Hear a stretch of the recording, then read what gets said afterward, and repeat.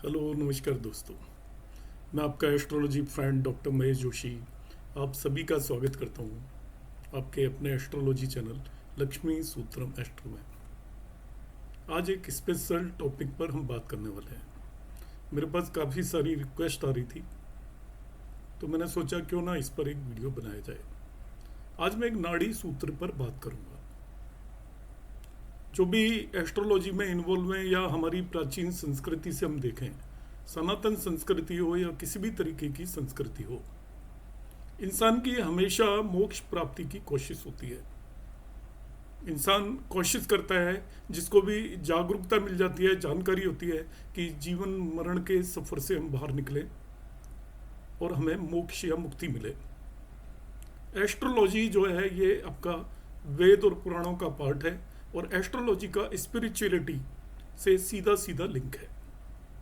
तो एस्ट्रोलॉजी के अंदर नाड़ी में ऋषि मुनियों ने कुछ ऐसे सूत्र दिए जिससे हम जान सकते हैं कि हमारी अभी करंट में हम इंसान के रूप में कौन सा हमारा जन्म चल रहा है और हम इस जन्म चक्र से कब हमें मुक्ति मिलने वाली है। हम अलग अलग योनियों में या अलग अलग तरीके के जीव जंतुओं में जन्म लेते हैं, मृत्यु होती है और इसके बाद जब हमारे कर्मों के बेस पर हम सबसे फाइनली एक इंसान के रूप में जन्म लेते हैं। एक इंसान को ये आज़ादी होती है, उसके अंदर एक दिमाग होता है कि वो सुख और दुख को महसूस कर सके, अपने कर्मों पर काम कर सके और अपने अच्छे कर्म करके मुक्ति के पाथ पर बढ़ सके।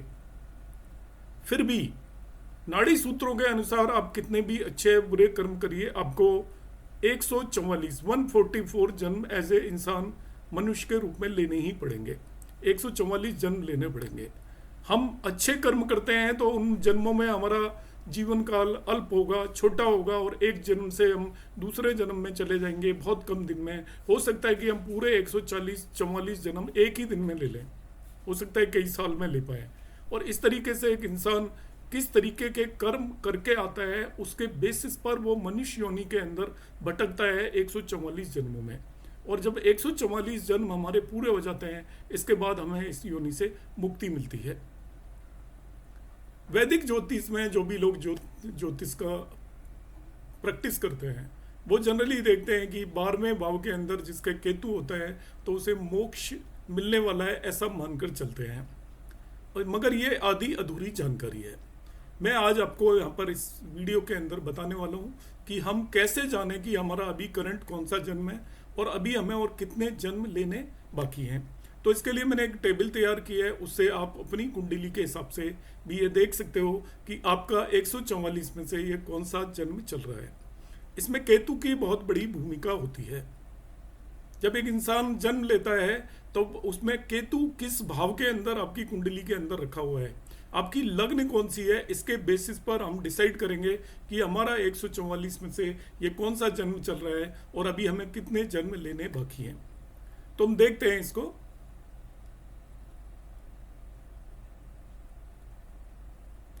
ये दोस्तों नाड़ी सूत्र है to know your number of birth. Previously भी मैंने एक वीडियो अपलोड किया था तो उसमें बहुत सारे दोस्तों ने कहा कि ये किस नाड़ी से लिया गया है। तो ये मेरे गुरु ने मुझे बताया गया है, पब्लिक डोमेन में बहुत लोग जानते हैं इसके बारे में। फिर भी मेरे पास काफ़ी रिक्वेस्ट आई थी तो मैंने फिर से एक बार ये वीडियो बनाने की कोशिश की। यहाँ पर मैं बता देना चाहता हूँ, जो भी लोग कंसल्टेशन लेना चाहें तो वो मेरे नीचे दिए गए नंबरों पर व्हाट्सएप मैसेज करें, कॉल ना करें। मेरे बहुत सारे नए कोर्सेज अगस्त मंथ में आने वाले हैं, तो आप यदि किसी भी कोर्स को ज्वाइन करना चाहते हैं तभी भी व्हाट्सएप पर आप मैसेज करें, उनके बारे में मैं आपको पूरी जानकारी दे दूंगा। अब हम बात करते हैं इस नाड़ी सूत्र की। इस नाड़ी सूत्र के हिसाब से जो सबसे इंपॉर्टेंट है, आपके 144 जन्मों में हम दो चीज़ों के बेस पर डिसाइड करेंगे कि आपका कौन सा जन्म चल रहा है। आपकी लग्न क्या है और आपकी केतु की क्या पोजीशन है आपकी कुंडली के अंदर। केवल दो चीज़ों के बेस पर हमें पता चलेगा। जब हमारे पहले 144 जन्मों को 4 कैटेगरीज में डिवाइड किया हुआ है, 36 जन्म की 4 कैटेगरीज हैं। पहले 36 जन्मों में आपकी लग्न अग्नि तत्व की राशियों की लग्न होगी, 1, 5, 9। एरीज, लियो, सेजिटेरियस, जिसे हम बोलते हैं मेष, सिंह या धनु राशि की लग्नें होंगी पहले आपके 36 जन्मों में। और उसके बेस पर हम डिसाइड करेंगे कि आपका कौन सा जन्म है, और केतु की पोजीशन से आपको पता चलेगा। तो मैं यहाँ पर समझाता हूँ। देखिए, आपके फर्स्ट जन्म के अंदर आपकी लग्न एरीज होगी पहले जन्म में, और केतु आपका पहले भाव में लग्न में बैठा होगा। आपका जब दूसरा जन्म होगा तो आपकी लग्न लियो या सिंह होगी, और केतु आपके यहाँ पर दूसरे जन्म के अंदर, ये पहले जन्म में आपका लग्न एरीज है, मेष राशि की लग्न है। दूसरे जन्म में आपकी जो लग्न होगी वो लियो राशि की लग्न होगी, और तीसरे जन्म में जो आपकी लग्न होगी वो आपकी सेजिटेरियस की होगी। मगर इन सभी केसेस में केतु पहले भाव के अंदर बैठा होगा। तो पहले जन्म में भी केतु पहले भाव में होगा, दूसरे जन्म में आपकी लग्न बदल जाएगी मगर केतु पहले भाव में होगा, तीसरे जन्म में आपकी लग्न सेजिटेरियस हो जाएगी मगर केतु पहले भाव में ही होगा। अब चौथे जन्म में आपकी लग्न वापस से फोर्थ लाइफ के अंदर जब आपका चौथा जन्म होगा तो लग्न वापस से आपकी मेष या एरीज हो जाएगी, मगर केतु अब दूसरे भाव में चला जाएगा। चौथे, पांचवें और छठे जन्म में आपका केतु दूसरे भाव में होगा। चौथे जन्म में आपकी लग्न एरीज है, पांचवें जन्म में आपकी लग्न सिंह है, छठे जन्म में आपकी लग्न धनु होगी।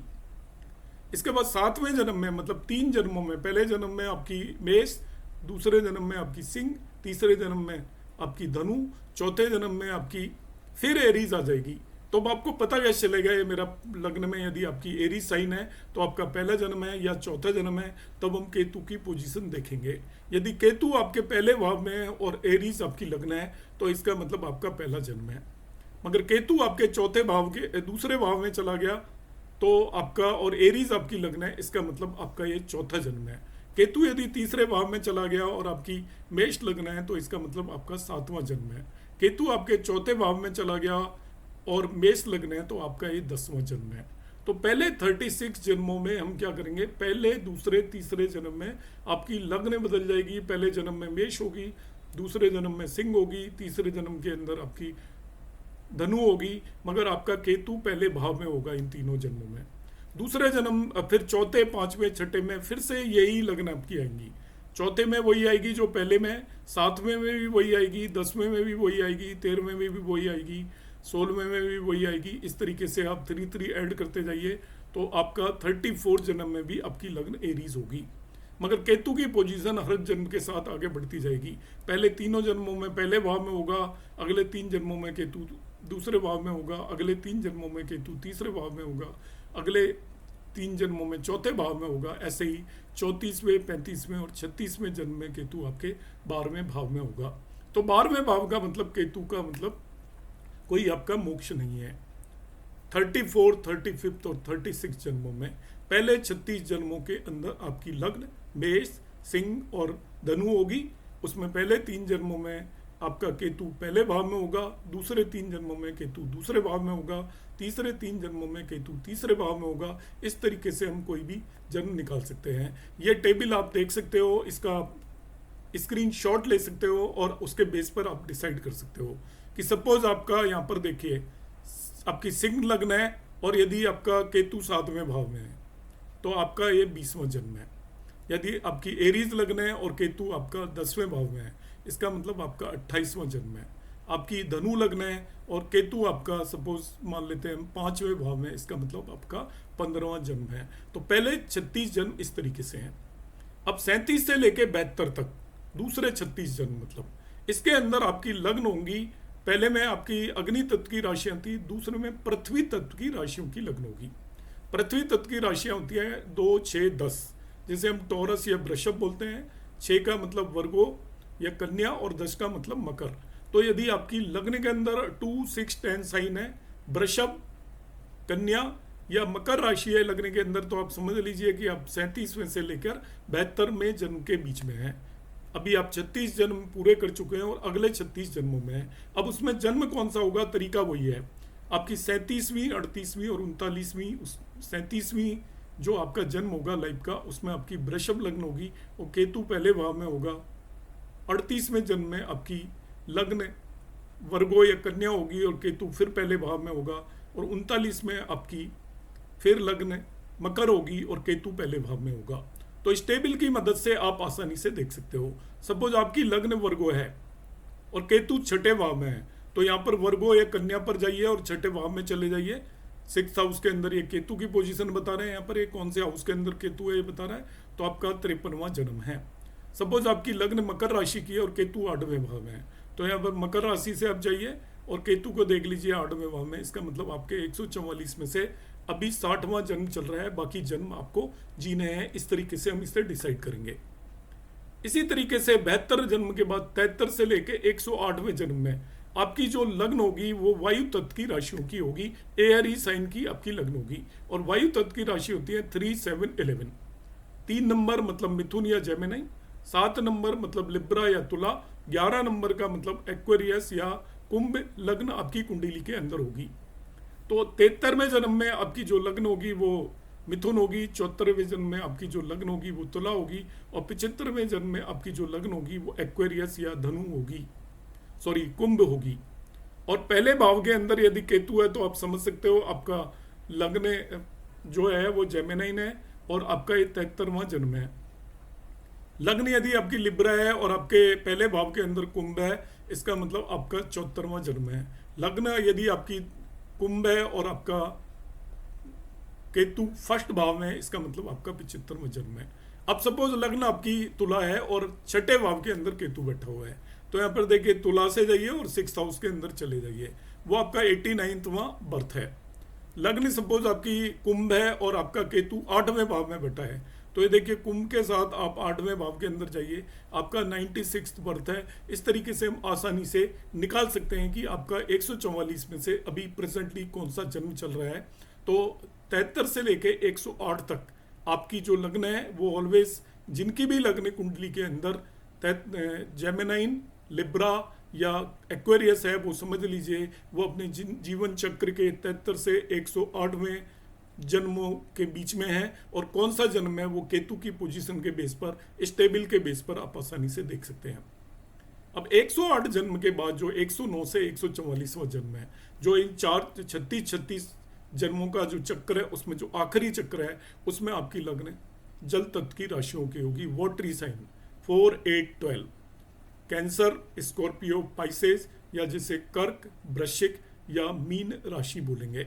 तो जिन भी नेटिव की ये लग्न है समझ लीजिए वो जीवन चक्र के आखिरी 36 जन्मों में से किसी जन्म में है। कौन सा जन्म है वो आपकी लग्न और आपकी कुंडली के अंदर केतु किस भाव में है उसके बेस पर हम निर्धारित या डिसाइड कर सकते हैं आसानी से। यदि आपका 109वां जन्म है तो आपकी कैंसर लग्न होगी, 110वां जन्म है तो आपकी स्कॉर्पियो लग्न होगी, 111वां जन्म है तो आपकी पाइसेस लग्न होगी और आपका केतु पहले भाव में होगा उस केस में। अब किसी नेटिव की यदि पाइसेस लग्न है और उसका केतु सपोज 7वें भाव में है, मीन राशि की लग्न है और केतु 7वें भाव में आपको देखना है, इसका मतलब उसका 129वां अभी जन्म चल रहा है। सपोज किसी की कैंसर लग्न है और कैंसर लगने वाले नेटिव का केतु सपोज 4थे भाव में बैठा हुआ है, कर्क राशि की लग्न है और 4थे भाव में बैठा हुआ है, इसका मतलब उसकी यहाँ पर 118वां जन्म है। अब यदि किसी की पाइसेस लग्न की कुंडली है और केतु 12वें भाव में बैठा हुआ है, तो पाइसेस लग्न का केतु 12वें भाव में बैठा हुआ है, समझ लीजिए वो मोक्ष प्राप्ति की तरफ है। उसके कर्म क्रियाकर्म अपने आप उस तरीके से चले जाएंगे। तो जो लोग कहते हैं 12वें भाव का केतु मोक्ष देता है, एक्चुअली 12वें भाव का केतु मोक्ष देता है जिन लोगों की लग्न पाइसेज या मीन राशि की लग्न है, उनके 12वें भाव में जब केतु आ जाएगा तो उनका मनुष्य जन्म है वो लास्ट जन्म होगा। इसके बाद वो इस जीवन चक्र से उन्हें मुक्ति मिल जाएगी। एक्चुअली हमारा जन्म अग्नि से होता है और आपको पता है अंत जल में होता है। तो जो जन्म में शुरू के जन्म है वो सभी अग्नि तत्व की राशियों के अंदर हो रहे हैं और आखिर के जन्म जल तत्व की राशियों के अंदर होते हैं। तो हम अग्नि से जन्म लेते हैं, इसके बाद हम पृथ्वी तत्व की राशियों में जाते हैं, फिर हम वायु तत्व की राशि में जाते हैं और अंत में हम जल के अंदर मिल जाते हैं। इस तरीके से ये पूरा जीवन चक्र है और इस जीवन चक्र में जो मैंने आपको ये टेबल दिखाई है, इसके आधार पर आप 1 मिनट के अंदर देख सकते हैं कि आप इस जीवन चक्र के किस जन्म के अंदर अभी है और आपको कितने और जीवन एज ए मनुष्य या इंसान के रूप में आगे लेने हैं। उम्मीद है आपको वीडियो समझ में आया होगा। अच्छा लगा हो तो आप लाइक और शेयर भी कर सकते हैं और चैनल अभी तक सब्सक्राइब नहीं किया है तो उसको सब्सक्राइब कर रहे हैं। नमस्कार, धन्यवाद।